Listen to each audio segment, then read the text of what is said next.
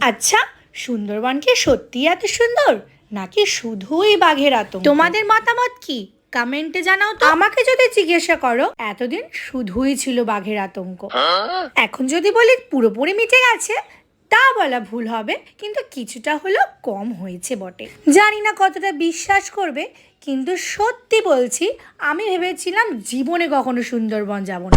হ্যাঁ গো হ্যাঁ, শুধুই বাঘের ভয়। কিন্তু ওই যে ভাগ্য আমাদের কোথায় কখন নিয়ে যায় আমরাই কি জানি। আমাকেও সেই ভাগ্যের হাতে ধরা পড়ে পৌঁছে যেতে হয়েছিল সোজা সুন্দরবনে, এক প্রকার বাধ্য হয়েই, কারণ ডিউটি পড়েছিল। যে আমাকে দেখে আশা করি কিছুটা বোঝাই যাচ্ছে, বোটে বসে থাকলেও আমি সমানে এদিক ওদিক বাঘই খুঁজে বেড়াচ্ছি।